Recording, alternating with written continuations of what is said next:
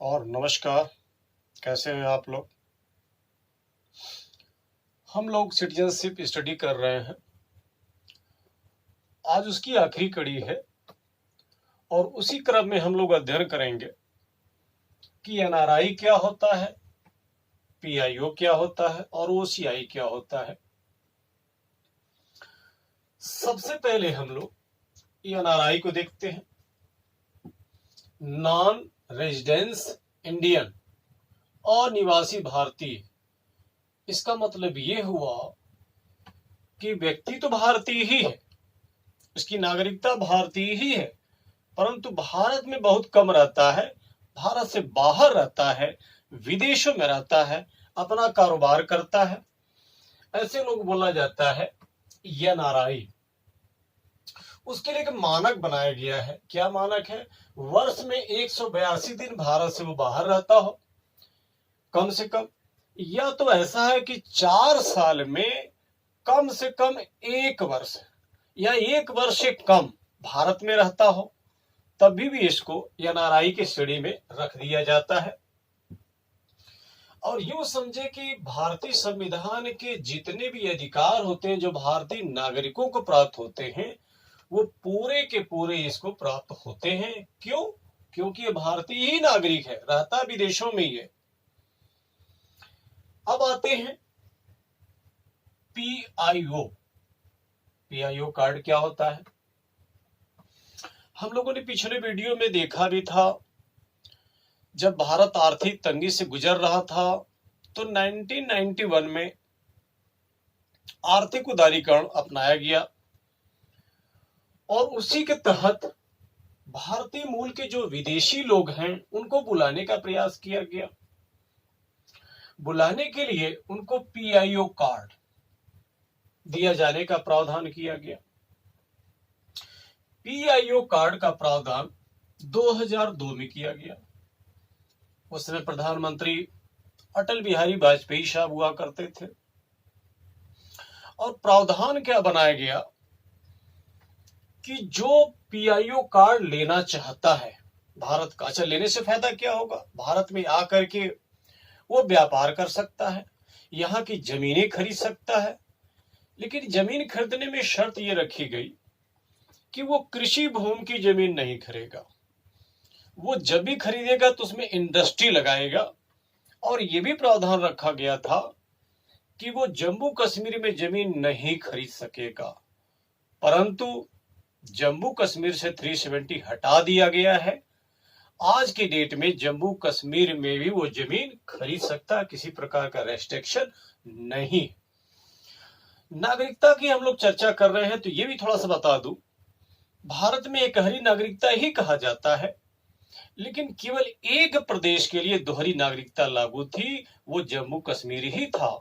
जब वो 370 वहां लागू था, विशेष राज्य का दर्जा प्राप्त किया था। जब वहां से 370 हटा दिया गया है तो अब उस राज्य की नागरिकता नहीं, उस राज्य के लिए दोहरी नागरिकता नहीं है, यानी भारतीय भी होते थे और जम्मू कश्मीर के भी नागरिक होते थे। अब सीधे सीधे क्या हो गया, सब के सब भारतीय हैं, 370 हटा दिया गया है। अब यहां दोहरी नागरिकता का प्रावधान जम्मू कश्मीर के लिए भी नहीं है। अब पीआईओ कार्ड जो दिया जाएगा उसके लिए कंडीशन रखी गई। क्या कंडीशन रखी गई? कि भारतीय मूल का होना चाहिए। अगर वो व्यक्ति नहीं है जिसको कार्ड दिया जा रहा है तो परिभाषित कर दे कि उसकी वंशज भारतीय रही है, या वह या उसके माता पिता या उसके दादा दादी या उसके परदादा परदादी कोई भारतीय नागरिक रहा है। ये 1935 के अधिनियम से परिभाषित करना पड़ेगा। अब यहाँ जो भारतीय लिखा है, याद रखेंगे उस वक्त भारत पाकिस्तान का विभाजन नहीं हुआ था, यानी यहाँ भारतीय का अर्थ अविभाजित भारतीय। और साथ में ये भी कंडीशन रखा गया, अगर ये कंडीशन नहीं है मान लेते हैं तो कभी पासपोर्ट अर्जित किया हो तभी मान लिया जाएगा। लेकिन गौर करेंगे, अगर कोई पासपोर्ट अर्जित किया है भारत का तो निश्चित रूप से वो भारतीय मूल का ही रहा, भारतीय नागरिक रहा है। तो इस तरीके से उसको पीआईओ कार्ड दे दिया जाएगा।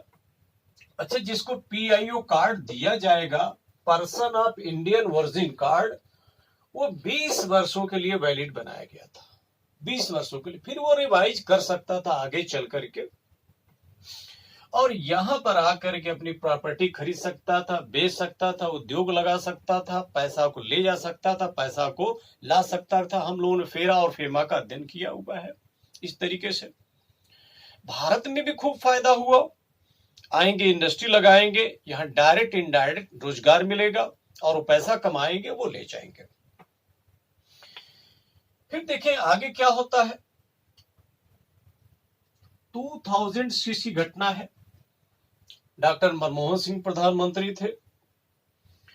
उन्होंने एक नई प्रकार की स्कीम को लॉन्च किया जिसको बोला जाता है OCI, overseas citizen of India, समुद्र पारीय भारतीय इसको बोलते हैं। इनको जो कार्ड दिया गया उसके पीछे शर्त क्या है, किसको दिया गया, याद रखेंगे। ये कहा गया जब संविधान लागू था, कोई व्यक्ति उस समय भारतीय नागरिक था, या संविधान लागू होने के बाद कभी वो भारत का नागरिक था परंतु इस समय वो भारतीय नागरिक नहीं है, ऐसे लोगों को OCI कार्ड दिया जाएगा। और जब OCI कार्ड दिया जाएगा तो जो फैसिलिटी यहाँ PIO कार्ड को हम लोग देख रहे थे वो फैसिलिटी उनको मिल जाएगी। इसका मतलब ये हुआ कि वो जमीन खरीद सकेंगे, विक्रय भी कर सकते हैं, लेकिन कृषि भूमि की जमीन नहीं खरीदेंगे। हाँ, ये प्रावधान और किया गया था, जम्मू कश्मीर में नहीं खरीदेंगे, परंतु 370 हट गया जम्मू कश्मीर से, वहां वो भी जमीनें खरीद सकते हैं। अब थोड़ा सा देखिए इसमें डिफरेंस क्या हो जाता है। ये 20 वर्षों के लिए बनाया गया था, और जबकि OCI कार्ड ये लाइफ टाइम था, आजीवन बना दिया गया था OCI कार्ड। मोदी जी प्रधानमंत्री बनते हैं 2014 में। 2015 में ये करते क्या है, PIO का विलय OCI में कर देते हैं। इसका मतलब क्या हो गया, तो जितने PIO कार्ड धारक हैं चाहे OCI कार्ड धारक हैं, उनका जो कार्ड है वो आजीवन हो गया। अब 20 वर्ष वाली कंडीशन समाप्त हो गई, आजीवन हो गया। यानी जिसके पास PIO कार्ड है वो भी लाइफ टाइम हो गया, और जिसके पास OCI कार्ड है वो भी लाइफ टाइम हो गया। एक काम उन्होंने और क्या कहा कि जिनको PIO OCI कार्ड मिला हुआ है वो भारत में लोकसभा और विधानसभा के चुनाव में वोट भी डाल सकते हैं। जहां वो रजिस्ट्रेशन करवाए हैं वहीं पर वोटिंग कर सकते हैं। ई-वोटिंग की व्यवस्था कर दी गई। इससे फायदा क्या हुआ, उनको भारत अपना लगने लगा, क्योंकि उनकी वंशज तो भारत में रहा करती थी। ये वोट डालने लगे, उनको लगने लगा कि हम अपना कैंडिडेट जिता रहे हैं, उससे हमारा कोई ना कोई एक रिलेशन है। परंतु यहीं पर याद रखेंगे कि इनको राजनीतिक अधिकार नहीं दिया गया, अर्थात इलेक्शन में ये लोग नहीं खड़ा हो सकते, केवल ये मत दे सकते हैं, वोट दे सकते हैं। इस तरीके से कह सकते हैं इनके पास राजनीतिक अधिकार नहीं है। और देखें इसी के साथ एक दोहरी नागरिकता का प्रावधान किया गया, लेकिन सांकेतिक रूप से याद रखेंगे भारत में एकहरी नागरिकता है। एकहरी नागरिकता चाहे अंदर से चाहे बाहर से देखेंगे दोनों संदर्भों में एकहरी है। इसका मतलब क्या हुआ, अगर कोई भारतीय नागरिक है तो प्रदेश की नागरिकता नहीं ले सकता, क्योंकि प्रावधान ही नहीं है, जब जैसे अमेरिका में है। और देखेंगे अगर कोई भारतीय नागरिक है, भारतीय नागरिक साथ साथ किसी अन्य देश की नागरिकता नहीं ले सकता। अगर लेता है तो भारतीय नागरिकता उसकी छीन लिया जाएगी, तो चाहे अंदर से चाहे बाहर से सिंगल सिटीजनशिप की तरह ही व्यवहार करेगा। तो यहां जरूर लिखा गया इनको दोहरी नागरिकता दिया गया सांकेतिक रूप से, लेकिन जब भी पूछा जाएगा भारत में एकहरी नागरिकता है कि दोहरी, तो इसका स्पष्ट उत्तर है क्या, India belongs to single citizenship. Bharat एकहरी नागरिकता को मान्यता देता है, दोहरी नागरिकता को मान्यता नहीं देता है। केवल सांकेतिक रूप से फील गुड करने के लिए इनको दे दिया गया। और क्या प्रावधान किया गया, PIO OCI कार्ड धारक भारत में रहते हैं और भारत उनको अच्छा लगने लगता है, तो जब वो रजिस्ट्रेशन करवाए हैं PIO OCI कार्ड के लिए, उसके 5 वर्षों के उपरांत वो चाहे तो भारतीय नागरिकता का आवेदन भी वो कर सकते हैं और भारत सरकार उनको नागरिकता दे सकती है।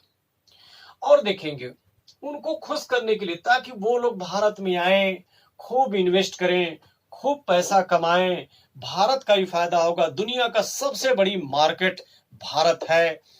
हालांकि चीन कहा जाता है, लेकिन मैं बता दूं चीन अपना प्रोडक्शन खुद ही बेच लेता है, जबकि परचेजिंग के मामले में सबसे बड़ा मार्केट कौन उभर रहा है? इंडिया उभर रहा है। तो पूरी दुनिया की निगाह किधर है? इंडिया की तरफ है। तो इन लोगों को भी अवसर का लाभ हम लोग देना चाहते थे, और वो लोग भी अवसर का लाभ प्राप्त करना चाह रहे थे। तो वो लोग भारत में आए, और वो आए तो हम उनका स्वागत करें। अतिथि देवो भव, हमारी ही कहीं न कहीं मूल के वो लोग हैं। तो हम लोग स्वागत करने के लिए वर्ष में एक बार समारोह करते हैं। क्या समारोह करते हैं? प्रवासी दिवस 9 जनवरी, ये शुरुआत किया गया था 2003 से। 2003 से शुरुआत, 2003 से शुरुआत कर दिया गया। तो ये प्रवासी दिवस यानी उन्हीं लोगों को खुश करने के लिए, उन्हीं लोगों का सम्मान करने के लिए, उन्हीं लोगों को आदर करने के लिए ये दिवस मनाया जाता है। अब कई बार सवाल पूछे जाते हैं एग्जाम में कि प्रवासी दिवस किस तारीख को मनाया जाता है? तो स्पष्ट है क्या? 9 जनवरी को। कब से शुरुआत हुआ? 2003 से। अब 9 जनवरी को ही प्रवासी दिवस क्यों मनाया जाता है? उसके पीछे कारण क्या है? गांधी जी साउथ अफ्रीका गए हुए थे और वहां पर आंदोलन कर रहे थे। गांधी जी के विषय में डिटेल हम लोग चर्चा करेंगे। बस ये समझे कि भारत भी गुलाम था, भारत भी प्रताड़ना झेल रहा था अंग्रेजों का, और यहां भी आजादी की जरूरत थी।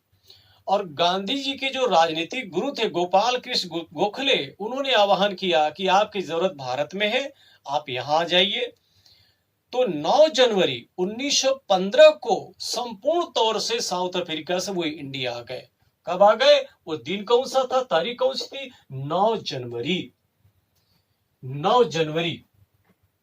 1915 को पूरी तरीके से आ जाते हैं। तो 9 जनवरी महत्वपूर्ण डेट है। तो यही डेट प्रवासी दिवस के रूप में मनाया जाने लगा। 2003 से शुरुआत हो गया और हर साल मनाया जाता, जो जारी है, उम्मीद जारी रहेगा। हम उनका सम्मान बढ़ाएंगे, चूंकि अपने हैं, वो भारत में इन्वेस्ट करेंगे, खूब पैसा कमाएंगे, हमारे यहाँ डायरेक्ट इनडायरेक्ट रोजगार मिलेगा, खूब फले फूलेगा, वो भी आगे बढ़ेंगे। तो ये देखिए बहुत सिंपल सा है। एनआरआई, पीआईओ और ओसीआई कार्ड क्या होता है, चाहे प्री मैटर आए, चाहे मेंस में आए, चाहे इंटरव्यू में आए, कहीं भी आए, आप क्लियर कर लें तो सहजता से उत्तर आप दे सकते हैं।